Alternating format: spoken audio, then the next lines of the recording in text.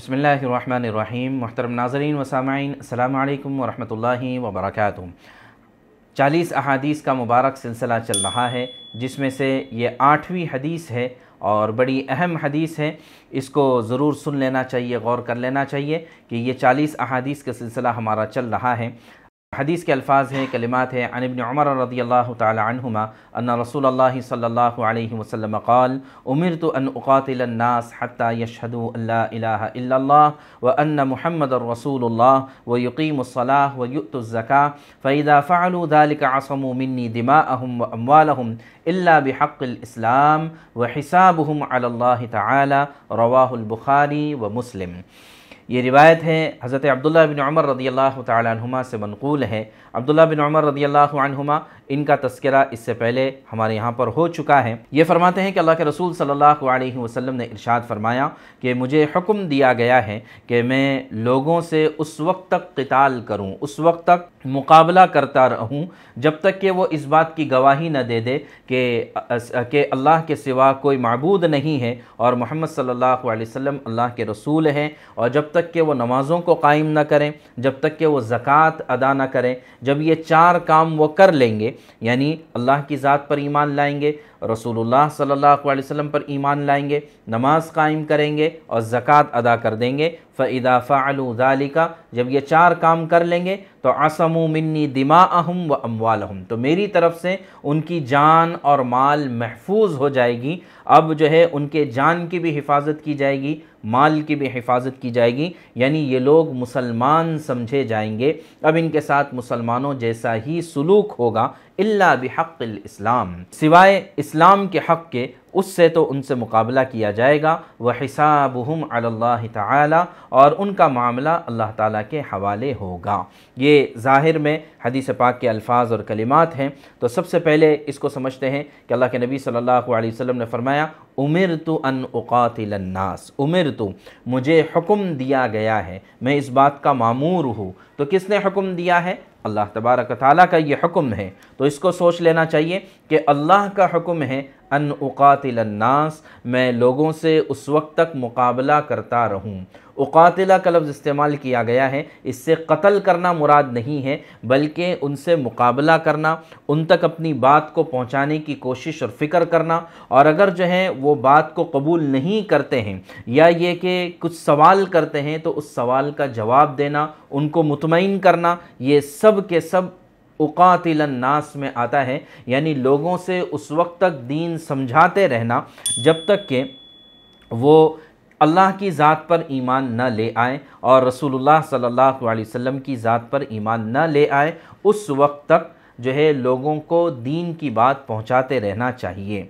अब जब वो ईमान ले आएंगे अल्लाह पर और रसूलुल्लाह पर, तो फिर अब क्या करना है? अब उनको एक और काम करना है, वह है युक़ीमुस्सलाह, कि वो नमाज़ों को कायम कराना है, कि हर मुसलमान के ज़िम्मे में लाजिम है, फ़र्ज़ है, वाजिब है कि वो नमाज को कायम करें। नमाज को कायम करने से मुराद है कि जमात के साथ नमाज़ों का एहतमाम करें। सहाबा इकराम फरमाते हैं कि हमारे ज़माने में खुला हुआ मुनाफिक जो होता था, यानी मुनाफिक जिसके दिल में कुफ्र है, सिर्फ ज़ुबान पर ईमान है, तो खुला हुआ मुनाफिक भी जो होता था वो जमात की नमाज नहीं छोड़ता था। यानी इतना ज़्यादा इक़ामत सलात, नमाज का एहतमाम होता था। तो लिहाजा तीसरा काम यह है कि नमाज को कायम करना, और चौथा काम यह है कि वह यु'तुज़ ज़कात, ज़कात को अदा करना। ज़कात अदा करने से मुराद है इज्तिमाई तौर पर ज़कात अदा करना। जैसे कि नमाज इज्तिमाई अमल है, जमात के साथ अदा की जाती है, ऐसे ही ज़कात भी इज्तिमाई अमल है। इसको एक साथ, यानी मुसलमान अपने माल का 40वां हिस्सा एक जगह पर बैतुल माल में जमा करें और फिर वहाँ से तमाम ज़रूरतमंदों तक तक़सीम करे।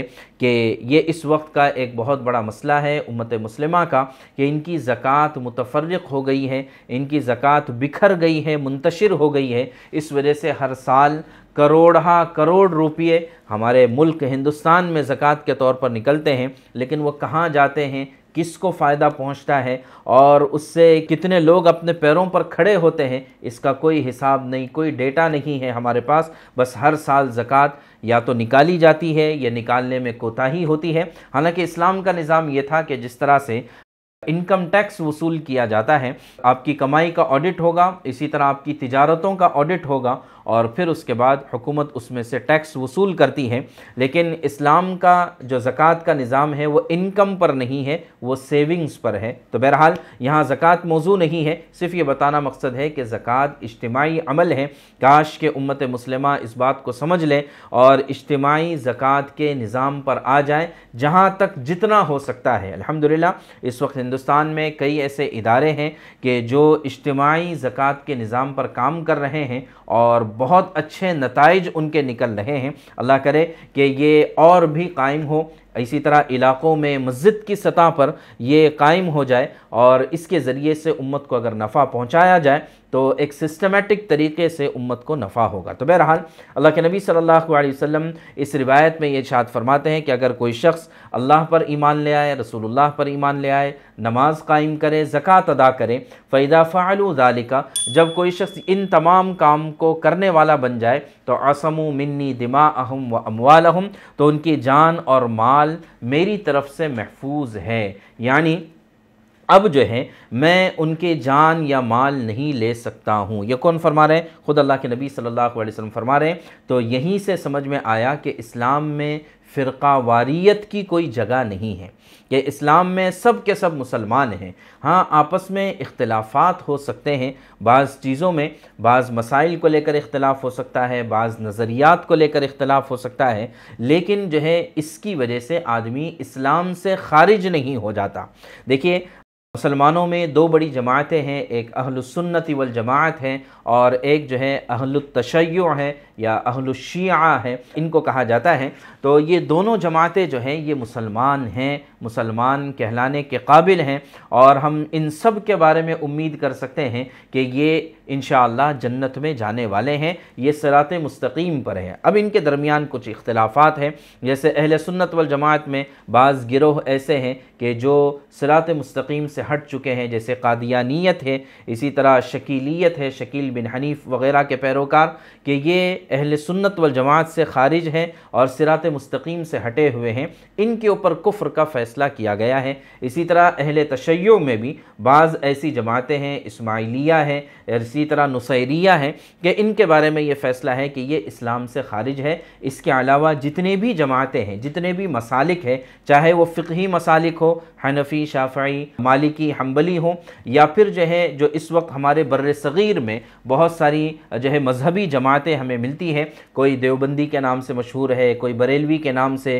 कोई अहले हदीस के नाम से, कोई जमात इस्लामी के नाम से, और इसी तरह मुख्तलिफ़ अलग अलग और भी कई किस्में मिलेंगी, कि ये सब के सब जितने भी हैं ये सब दायरे इस्लाम के अंदर दाखिल है। इसलिए कि अल्लाह के नबी सल्लल्लाहु अलैहि वसल्लम ने सिर्फ 4 बातें इरशाद फरमाई: अल्लाह पर ईमान लाना, रसूलुल्लाह पर ईमान लाना, नमाज़ों को कायम करना और ज़कात अदा करना। और एक और रिवायत में ये भी मिलता है कि हमारे ज़बीहे को हलाल समझना और हमारे क़िबले की तरफ रुख करना। तो ज़ाहिर है कि ये तमाम जितनी भी जमातें हैं ये सब के सब क़िबले की तरफ रुख करती हैं, यानी बैतुल्लाह ही को क़िबला मानती हैं और हमारे ज़बीहा को हलाल समझती हैं। तो ये सब के सब मुसलमान हैं। तो लिहाजा जो है हमें फ़िरका वारियत में नहीं बटना चाहिए और किसी को काफिर कहलाने का किसी के पास कोई हक़ नहीं है। भाई, कुफ्र बहुत संगीन मसला है। कुफ्र का मतलब यह है कि आप उसके जहन्नम रसीद होने का और जहन्नम में यकीनी तौर पर जाने का आप फ़ैसला कर रहे हैं, तो आपको किसने इख्तियार दिया? आपके अपने ईमान का क्या ठिकाना है? तो लिहाजा आप किसी और के बारे में कैसा फ़ैसला कर सकते हैं कि वो काफिर है? ठीक है, उससे कुछ गलतियाँ हुई होगी, उससे कुछ ऐसे गलत अल्फाज ज़ुबान से निकले होंगे, कुछ उसके नज़रियात गलत होंगे, लेकिन उसकी वजह से आप कुफ्र का फ़ैसला नहीं कर सकते हैं। इसलिए कि हदीस पाक में एक और सख्त बात मिलती है कि किसी ने अगर किसी को काफिर कहा तो वो कुफ्र के कलिमात उस शख्स तक पहुँचते हैं। अगर वो वाकई काफिर है तब तो अच्छी बात है, और अगर वो काफिर नहीं है, अल्लाह रसूल का इनकार करने वाला नहीं है, तो फिर जो है वो कुफ्र के कलिमात इस कहने वाले की तरफ वापस लौट कर आते हैं और इसके ऊपर वो कुफ्र सादिक आता है। तो बड़े डरने की बात है। तो लिहाजा हमें इन तमाम चीज़ों से ऊपर उठकर उम्मत मुस्लिमा के तौर पर और एक मुसलमान होने के तौर पर हमें एक साथ एक प्लेटफॉर्म पर आना चाहिए। हर एक अमल के एतबार से आज़ाद है, नज़रियात के एतबार से आज़ाद है। जो जिस मसलक पर कायम रहना चाहे, जो जिस जमात के साथ जुड़ना चाहे, उसका अपना इख्तियार है, लेकिन किसी को उसको इस्लाम से बाहर निकालने का कोई इख्तियार नहीं, चाहे वो कितना ही गुनहगार क्यों ना हो। मिसाल के तौर पर हमारे यहाँ हिंदुस्तान में ऐसे बहुत सारे लोग मिलते हैं कि जो गुनाहों की लाइनों में है, मिसाल के तौर पर जो है फ़िल्म इंडस्ट्री में है, या जो है गलत कारोबार में है, गलत धंधों में है और हराम कारोबार करते हैं, ऐसे लोग भी हैं। तो अगरचे उनकी कमाई हलाल है या हराम है, ये एक अलग मसला है, लेकिन हम बज़ाते ख़ुद उनको जो है इस्लाम से बाहर निकाल दें या उनको काफिर करार दे दें या इनको ज़िंदीक़ करार दे दें, हमें इसका कोई इख्तियार नहीं है। और इस बात की दलील के तौर पर सबसे बड़ी दलील ये है, दो तरह की दलीलें दी जा सकती है, एक नेशनल लेवल की दलील है और एक इंटरनेशनल लेवल की दलील है। नेशनल लेवल की दलील ये है कि हिंदुस्तान में हमारे यहाँ पर तमाम उलमा का एक मुत्तफ़क़ा प्लेटफॉर्म है, वो है मुस्लिम पर्सनल लॉ बोर्ड।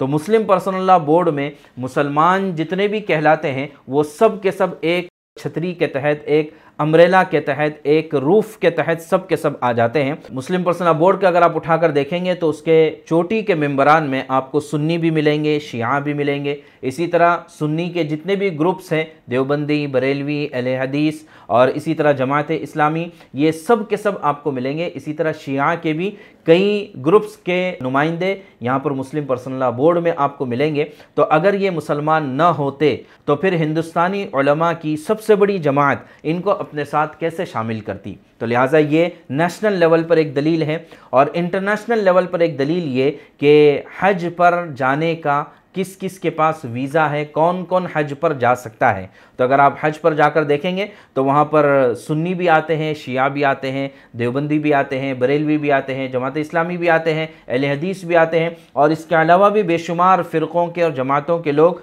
पूरी दुनिया से बैतुल्लाह में हज करने के लिए आते हैं। तो ये दलील है इस बात की, इसलिए कि हरम पाक में कोई बग़ैर ईमान के साथ दाखिल नहीं हो सकता है। और अब तक तो अल्हम्दुलिल्लाह कम से कम हरम मक्की के सिलसिले में सऊदी हुकूमत इस बात का ज़रूर एहतमाम करती है कि कोई गैर मुस्लिम उसमें दाखिल न हो। तो लिहाजा ये इंटरनेशनल लेवल पर दलील है कि वो मुसलमान है, इस वजह से वो हज के लिए जा सकता है और जो है हज जाकर वो कर सकता है। तो लिहाजा इन तमाम बातों से हमें पता चलता है कि हमें इन सब चीज़ों में फ़िरक़ा वारियत में नहीं पढ़ना चाहिए। और हदीस पाक के आखिरी अल्फाज और कलिमात बड़े दिलचस्प है, यानी इशारा इस बात की तरफ मिलता है कि वह हिसाबुहुम अलल्लाहि तआला, यानी इशारा इस बात की तरफ मिलता है कि मुमकिन है उनके नज़रियात गलत होंगे, मुमकिन है उनके ख़यालात अलग होंगे, मुमकिन है उनका अमल गलत होगा या उनके एतक़ादात में कुछ कमी बेशी होगी, लेकिन उसका हिसाब अल्लाह के पास होगा।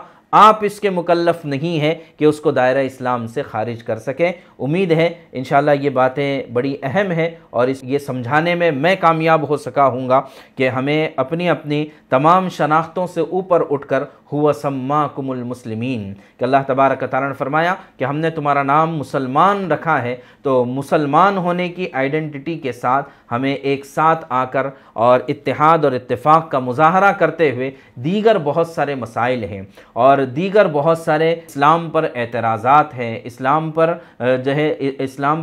जो है बहुत सारे हमले हैं। इसके लिए हमें एकजुट होकर, मुत्तहिद होकर उसका मुकाबला करने की ज़रूरत है। और उससे बढ़कर यह है कि इस्लाम की दावत को सारी दुनिया में पहुंचाने के लिए मुसलमानों का मुत्तहिद होना ज़रूरी है। वरना तो फिर जो है ये बात कही जाती है, कहाँ तक दुरुस्त है नहीं पता है, कि हमारे मुल्क के एक बहुत बड़े लीडर, उन्होंने अपना मज़हब छोड़कर जो है इस्लाम को अपनाना चाहा, तो एक दूसरे लीडर ने उनसे कहा कि आप इस्लाम को कैसे अपना रहे हो? अगर आप अपनाना चाहते हो तो आप कौन सा इस्लाम अपनाओगे? सुन्नी इस्लाम अपनाओगे या शिया इस्लाम अपनाओगे या देवबंदी इस्लाम अपनाओगे या बरेलवी इस्लाम अपनाओगे?